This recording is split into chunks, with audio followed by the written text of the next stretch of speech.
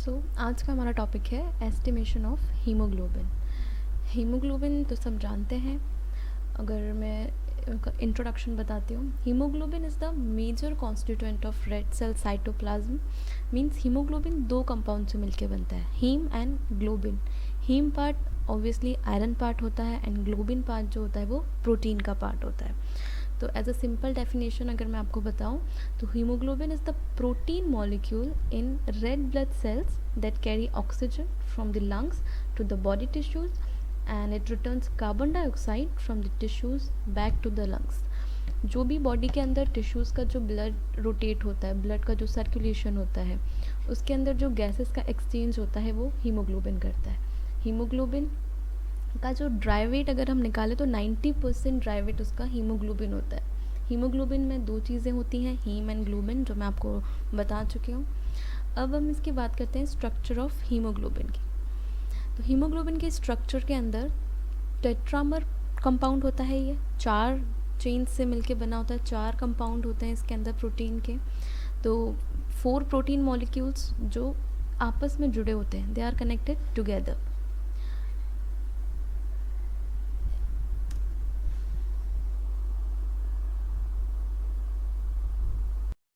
So the hemoglobin molecule is a tetramer consisting of 2 pairs of similar polypeptide chain called globin chain. Each of the 4 chains is attached heme which is a complex of iron. Heme जो part होता है वो iron का part होता है और चारों chains haem से जुड़ी होती हैं। हमारी बॉडी में जो हीमोग्लोबिन होता है 96% एडल्ट हीमोग्लोबिन जो होता है वो HbA कहलाता है। हीमोग्लोबिन जो एडल्ट में प्रेजेंट होता है, तो जो major 96% type of haemoglobin present in adult is called haemoglobin A, HbA भी हम उसको प्रोनाउंस करते हैं। और उसके अंदर 2 अल्फ़ा ग्लोबिन चेन्स होती हैं एंड 2 बीटा ग्लोबिन चेन्स होती हैं। जीन्स जो होती हैं वो कोड्स प्रेजेंट होते हैं उसके अंदर, तो क्रोमोसोम्स का बहुत बड़ा रोल होता है इसके अंदर। तो सब अलग अलग टाइप के क्रोमोसोम्स होते हैं जिनके अलग अलग नंबर होते हैं, उनसे हम इनको जानते हैं। तो gene that codes for the formation of alpha globin वो होता है क्रोमोसोम नंबर 16, और बीटा ग्लोबिन चेन के लिए जो क्रोमोसोम होता है वो होता है chromosome number 11। Basically structure of haemoglobin अगर बात करें तो उसमें इतना कुछ है नहीं।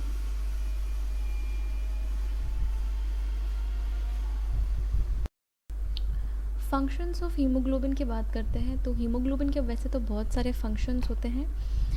एक इसका मेन फंक्शन नहीं, हम इसका रोल कहेंगे, बहुत इम्पॉर्टेंट रोल होता है हीमोग्लोबिन का।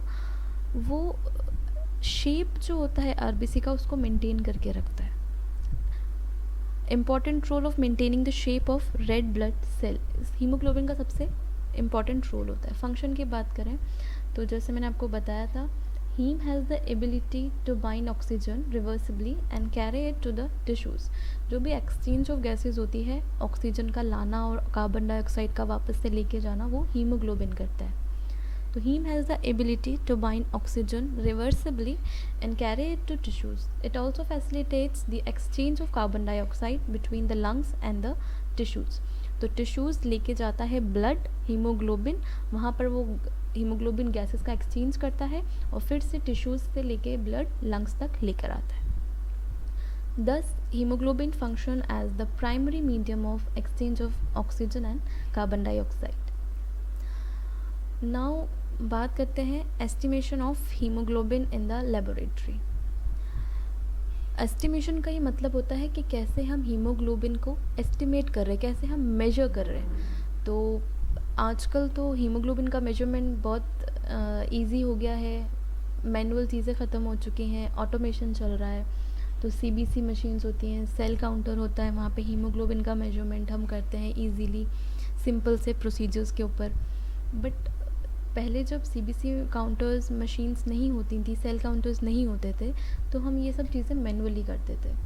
तो मैनुअली कैसे करते थे वो हम यहाँ देखेंगे, क्योंकि एग्ज़ाम के पॉइंट ऑफ व्यू से जो भी प्रोसीजर हमें लिखना पड़ता है वो हमें मैनुअली फॉर्म का लिखना पड़ता है। तो लेबोरेटरी में कैसे हीमोग्लोबिन का एस्टिमेशन होता है वो देखते हैं। Various methods are available for estimation of haemoglobin in the laboratory.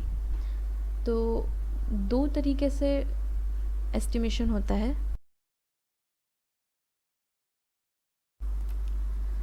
Colour intensity से जो दो मेथड मैं आपको बता रही हूँ वो ये हैं। फर्स्ट है method based on development of colour. Development of colour का मीन्स होता है जब हम कोई टेस्ट लगाते हैं, जब कुछ चीज़ का एस्टिमेशन करते हैं हम, तो उसमें जो उसका रिज़ल्ट होता है वो हम उसकी कलर इंटेंसिटी से मेजर करते हैं।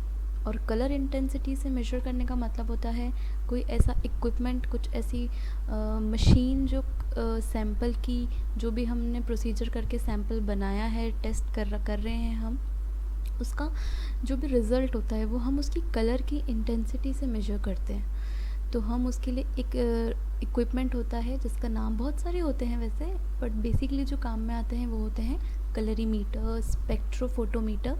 ये कुछ इक्विपमेंट ऐसे होते हैं जिनसे हम कलर के बेसिस पे रिज़ल्ट जानते हैं। तो कलर इंटेंसिटी से हम मेजर करते हैं। उसमें से फर्स्ट जो होता है वो होता है सबसे इम्पॉर्टेंट एंड सबसे कॉमन, साहलीज और एसिड हेमेटन मेथड। सेकेंड होता है cyanmethaemoglobin method, oxyhaemoglobin method and alkaline haematin method. ये कुछ मेथड्स के नाम हैं जो इम्पॉर्टेंट है एग्ज़ाम के पॉइंट ऑफ व्यू से। जो इम्पॉर्टेंट है वो है Sahli's and cyanmethaemoglobin method. और इन दोनों से जब हम टेस्ट करते हैं, एस्टिमेट करते हैं हीमोग्लोबिन को, तो ये हम कलरीमीटर के अंदर इसकी रीडिंग मेजर करेंगे। बाकी जो और मेजरमेंट्स होते हैं उनमें से एक होता है measurement of oxygen combining capacity. Oxygen की कंबाइनिंग कैपेसिटी से हम हीमोग्लोबिन का एस्टिमेशन करते हैं। एंड नेक्स्ट है मेजरमेंट ऑफ आयरन कंटेंट। जो आयरन कंटेंट होता है, हीम पार्ट जो होता है, उसके बिहाफ पे हम एस्टिमेशन करते हैं और रिज़ल्ट देखते हैं। तो बेसिकली जो बात की जाती है उसमें से ये है कि साहलीज हेमेटन मेथड और साइन मैथ हीमोग्लोबिन मेथड, जो दो मेथड्स हैं, ये एग्ज़ाम के पॉइंट ऑफ व्यू से, यूनिवर्सिटी के पॉइंट ऑफ व्यू से जो इम्पोर्टेंट है, एग्ज़ाम के पॉइंट ऑफ व्यू से ये हमें पढ़ना है। तो नेक्स्ट देखते हैं क्या है। Method based on colour development. Colour develop होगा, हम उसकी इंटेंसिटी मेजर करेंगे और रीडिंग लेंगे। सिंपल सा प्रोसीजर है, आइए हम इसके प्रोसीजर को देखते हैं। तो the commonly used methods are Sahli's acid haematin method and cyanmethaemoglobin method. इनकी डिटेल्स में सबसे पहला हमारा जो हम लेते हैं सबसे important, Sahli's acid haematin method. तो इसका मैं आपको पहले एक स्ट्रक्चर नहीं, इसका मैं आपको इंस्ट्रूमेंट दिखाती हूँ। जो इंस्ट्रूमेंट है, this is the haemoglobinometer, the comparator box इसको बोलते हैं। ये इसका पूरा किट है जिसके अंदर बहुत सारी चीज़ें होती हैं, जैसे कि एक कंपैरेटर बॉक्स होता है, हमारा HCl, पिपेट, ट्यूब, बहुत सी चीज़ें होती हैं जो मैं आपको दिखाती हूँ। ये देखिए, ये होता है हमारा comparator box, comparator with a brown glass standard. इसमें जो ये दो ब्राउन कलर के लिड्स दिख रही हैं आपको, ये कंपैरेटर होता है। यहाँ हमारी ट्यूब आती है तो हम उसको कंपेयर करते हैं इन दो स्टैंडर्ड से, इसके कलर को, और फिर रीडिंग लेते हैं। ये होती है Sahli's graduated haemoglobin tube. Sahli's graduated haemoglobin tube होती है जिसके अंदर हम हमारा सैंपल प्लस हम हमारा रिएजेंट मिक्स करते हैं और इस ट्यूब को कंपैरेटर बॉक्स में रखते हैं और फिर रीडिंग देखते हैं इन ग्लास स्टैंडर्ड से। ये होती है हीमोग्लोबिन पिपेट, जिससे हम लोग सैंपल लेते हैं और ट्यूब में डालते हैं। And this is a stirrer thin glass rod.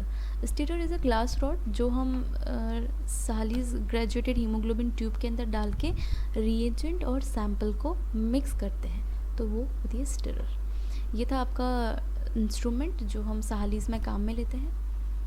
Now principal की बात करते हैं। तो blood is mixed with N/10 HCl resulting in the conversion of haemoglobin to acid haematin which is brown in colour. इसमें सिर्फ क्या होता है, HCl जो हम लेते हैं, N/10 HCl लेना है, हमें उसको ब्लड से मिक्स करना है, जो हीमोग्लोबिन में कन्वर्जन होगा, एसिड हेमेटन बनेगा और वो ब्राउन कलर का होगा।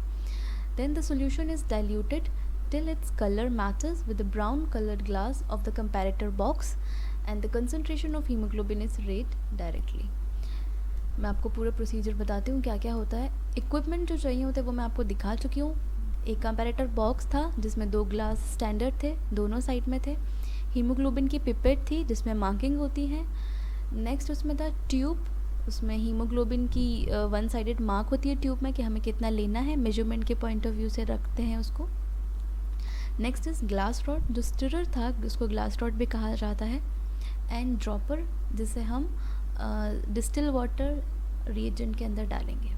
ये था हमारा इक्विपमेंट, और मैं आपको वो दिखा चुकी हूँ, इसका जो भी इंस्ट्रूमेंट था पूरा किट आप देख चुके हैं। रिएजेंट इंस्ट्रूमेंट हम पढ़ चुके हैं, रिएजेंट क्या क्या चाहिए होते हैं। सबसे पहला होता है N/10 HCl। N/10 HCl is the main reagent of Sahli's haemoglobin estimation. And second is distil water. Instrument अलग थे, रिएजेंट मैं आपको बता चुकी हूँ। और सैम्पल तो सब जानते हैं कि वीनस ब्लड लेना है हमें, EDTA ब्लड हम ले सकते हैं इसके अंदर, होल ब्लड की ज़रूरत होती है। तो ये था इसका reagent, instrument and sample. Now procedure की बात करते हैं। मैं आपको पहले वर्बली बता देती हूँ, समझा देती हूँ, अच्छे से एक्सप्लेन कर देती हूँ कि प्रोसीजर होता क्या है, उसके बाद मैं आपको इसमें समझाऊँगी। तो सबसे पहले हमें क्या करना होता है, जो हमारी ट्यूब होती है उसके अंदर रिएजेंट और ब्लड को पर्टिकुलर अमाउंट जितनी मेंशन होती है वो हमें लेना होता है, उन दोनों को मिक्स करना होता है एंड उसको कंपेटर बॉक्स के बीच में रखना होता है। और उसके अंदर हम drop by drop distil water डालेंगे, क्योंकि उसमें जब हम HCl से ब्लड और दोनों सैम्पल रिएजेंट को मिक्स करेंगे तो कलर बहुत ज़्यादा डार्क रहेगा। और कंपैरेटर बॉक्स के जो स्टैंडर्ड्स होते हैं वो इतने डार्क नहीं होते, तो हमें उनके बराबर लाना होता है। और बराबर लाने के लिए हमें उसको डाइल्यूट करना पड़ेगा। एंड डाइल्यूट करने का प्रोसीजर ये रहता है कि हम उसमें drop by drop distil water add करते हैं with the help of the dropper. तो ड्रॉपर की हेल्प से हम उसके अंदर डिस्टिल वाटर डालेंगे, और तब तक उसमें डिस्टिल वाटर डलेगा जब तक उस ट्यूब का जो सैम्पल रिएजेंट का जो मिक्सचर था उनका कलर हमारे दोनों स्टैंडर्ड से मैच नहीं हो जाता, तब तक डालेंगे। एक बार मैं आपको बता देती हूँ वो भी इसमें पढ़ के। Add N/10 HCl into the tube up to the mark. इसमें जो मार्क दिया हुआ होता है उसके अंदर हमें N/10 HCl जो हमारा मेन रिएजेंट होता है वो हम उसमें ऐड करेंगे। देन सेकेंड पॉइंट है, mix the EDTA sample by gentle inversion and fill the pipette with 0.02 ml of blood. हमें हमारे N/10 HCl के अंदर EDTA सैम्पल जो हमने ब्लड लिया है वो हमें उसमें डालना है। Wipe the external surface of the pipette to remove any excess blood. और एक्सटर्नल सरफेस जो पिपेट का होता है, बाहर से जो भी हम सैम्पल और वो डालते हैं तो कुछ रह ना जाए एक्सेस में ब्लड या रिएजेंट, हम उसको वाइप करेंगे, साफ़ करेंगे। Then add the blood into the tube containing HCl. Wash out the content of the pipette by drawing in and blowing out the acid 2 to 3 times. And now mix the blood with the acid thoroughly. दोनों चीज़ें add करनी है, दोनों को add करके अच्छे से mix करना है। नेक्स्ट उसके बाद था allow to stand undisturbed for 10 minutes. हमें उसको 10 मिनट के लिए रखना है। अब रखने का मतलब होता है उसको अनडिस्टर्ब रखना, क्योंकि जो ब्लड का सैंपल था और जो रिएजेंट था उनके जो अंदर के कंपाउंड्स होते हैं उनके अंदर रिएक्शन होगी, तब जाके हमारा रिज़ल्ट आएगा, तब जाके हम उसकी रीडिंग कलर के बेसिस पे ले सकेंगे। तो 10 मिनट का मतलब होता है अंदर रिएक्शन चल रही है और उस रिएक्शन के लिए 10 मिनट रखना मैंडेटरी होता है। So allow to stand undisturbed for 10 minutes. Now place the hemoglobinometer tube in the comparator and add distilled water to the solution drop by drop, stirring with the glass rod till its color matches with that of the comparator glass. हमें हमारी जो भी haemoglobinometer की जो tube थी जिसमें हमने दोनों रिएजेंट एंड सैम्पल को मिक्स किया था वो हमें कंपैरेटर बॉक्स के अंदर डालना है एंड डिस्टिल वाटर को ड्रॉप बाय ड्रॉप डालना है और स्टिर करना है। ग्लास रॉड से स्टिर करेंगे जब तक वो कलर मैच ना कर ले कंपैरेटर ग्लास से। While matching the color, the glass rod must be removed from the solution and held vertically in the tube. Mix करने के बाद स्टिरर को हमें क्या करना है, निकालना है और उसके बाद रीडिंग लेनी है, क्योंकि ग्लास का थोड़ा बहुत रिफ्लेक्शन आके हमारी कलर इंटेंसिटी को चेंज कर देगा। तो इसलिए हम क्या करते हैं, कलर मैच करते टाइम मिक्स करा, रॉड को निकाल दिया और उसके बाद हम उसको कंपैरेटर बॉक्स से देखेंगे। Now remove the stirrer and take the reading directly by noting the height of the diluted acid hematine and express in gram%। तो रिमूव करना है स्टिरर को और फिर हमें डायरेक्टली रीडिंग नोट करनी है, कितना उस ट्यूब के अंदर जो मार्किंग आती है हम उसके अंदर चेक करेंगे। कलर इंटेंसिटीज़ जो मैंने आपको बताया था हीमोग्लोबिनोमीटर की, जब हम चेक करते हैं तो ग्लास स्टैंडर्ड से दोनों को कंपेयर करके रीडिंग ले लेते हैं। और अगर हम उसको अलग अलग मेथड से करते हैं, जीओडी पीओडी कुछ मेथड्स होते हैं शुगर एस्टिमेशन के, जो भी हम मेथड यूज़ करते हैं उनमें हम कलरीमीटर और स्पेक्ट्रोफोटोमीटर यूज़ करेंगे। यहाँ पर हम कलर इंटेंसिटी को विजुअल मेथड से यूज़ करें। विजुअल मेथड का मतलब होता है हम हमारी आंखों से देख के कंपैरेटर बॉक्स से कंपेयर कर रहे हैं कि रीडिंग सही आ रही है, कितना आ रहा है, जो भी सैम्पल की रीडिंग है क्या आ रही है, रिज़ल्ट देख रहा है। तो इट्स अ विजुअल मेथड, हम अपनी आंखों से देख के इसको रीडिंग नोट करेंगे इसकी। तो ये था आपका सिंपल सा मेथड ऑफ हीमोग्लोबिन एस्टिमेशन। अब देखिए, अब हर चीज़ का एक एडवांटेज होता है, एक डिसएडवांटेज होता है। खूबियाँ और खामियाँ हर चीज़ में होती हैं। तो वैसे ही इस प्रोसीजर के अंदर भी कुछ एडवांटेजेस हैं और कुछ डिसएडवांटेजेस हैं। उसकी बात करें एग्ज़ाम के पॉइंट ऑफ व्यू से, जब भी हम इस एस्टिमेशन को लिखते हैं तो उसमें एडवांटेजेस और डिसएडवांटेजेस को ऐड करना बहुत इंपॉर्टेंट रहता है।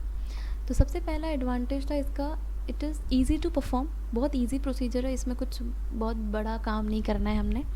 ईज़ी टू परफॉर्म है, क्विक है, मीन्स बहुत जल्दी हो जाता है, ज़्यादा टाइम नहीं लेता है। इनएक्सपेंसिव, इसमें कुछ एक्सपेंसिव चीज़ें ऐड नहीं करी हैं, ना कोई ऐसे एक्सपेंसिव रिएजेंट है, बहुत सिंपल से रिएजेंट है, बहुत सिंपल सा इसका किट आता है पूरा, तो एक्सपेंसिव तो बिल्कुल नहीं है।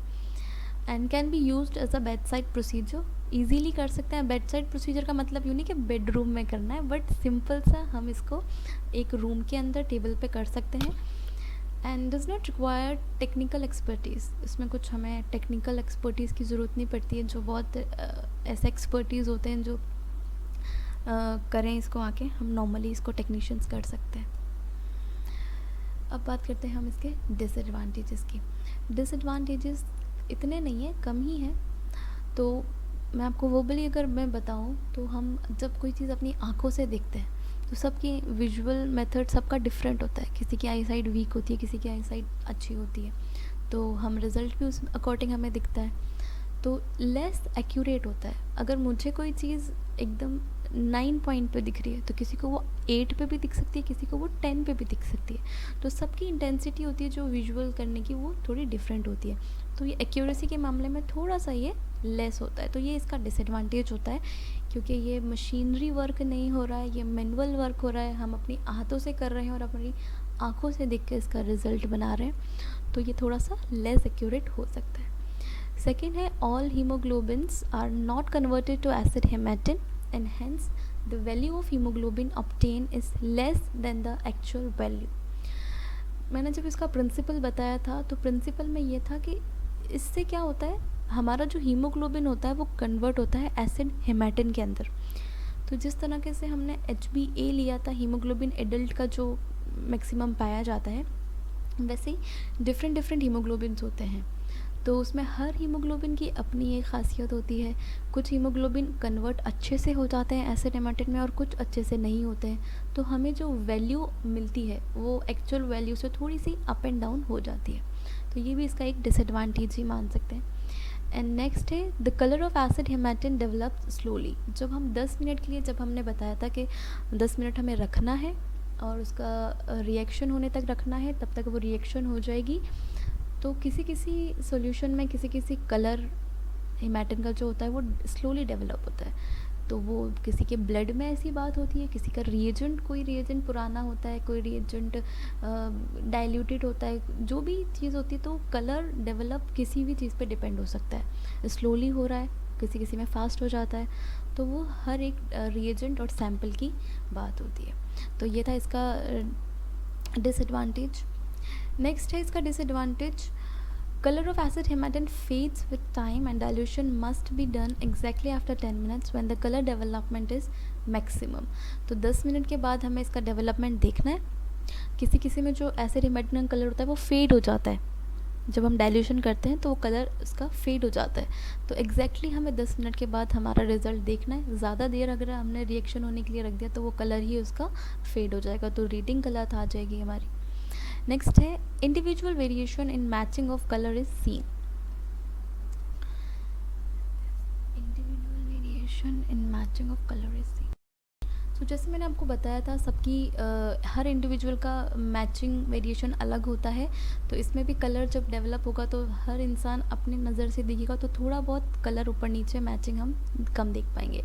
सेकेंड था, if the matching point is pass the whole procedure has to be repeated. अगर जो मैचिंग पॉइंट एक होता है जहाँ कलर के स्टैंडर्ड से मिल गया है और उससे ज़्यादा फेड हो गया या ज़्यादा डार्क हो गया, अगर वो उसके मैचिंग पॉइंट से पास हो गया तो हमें पूरा प्रोसीजर को दोबारा रिपीट करना पड़ेगा।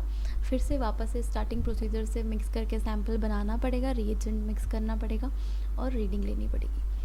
Color of glass in the comparator box tends to fade with time and lack of a true standard. Colour of glass in the comparator box जो होता है वो फेड हो जाता है टाइम के साथ। तो हमें टाइम को नोट करते हुए, मिक्सिंग करते हुए सैम्पल की बहुत ध्यान से याद करके उसका जो भी रिएक्शन टाइम होता है उसको नोट करके रीडिंग लें, ताकि हमारे बॉक्स का जो भी कलर है वो फेड ना हो टाइम के साथ साथ, और जो स्टैंडर्ड हम काम में लेते हैं वो एकदम एक्यूरेट होना चाहिए। तो ये था आपका हीमोग्लोबिन एस्टिमेशन विजुअल मेथड मैंने आपको बताया, जिसमें हमें सिर्फ हमारे किट जो कि कंपैरेटर बॉक्स होता है उसकी और कुछ रिएजेंट की ज़रूरत होती है, और इसके अलावा हमें कोई इसमें मशीनरी वर्क नहीं होता है। सिंपल सा बेड साइड प्रोसीजर होता है जो इजीली हम कर सकते हैं। ये था हीमोग्लोबिन एस्टिमेशन का फर्स्ट पार्ट। सेकंड पार्ट मैं हमारी नेक्स्ट वीडियो के अंदर अपलोड करूँगी।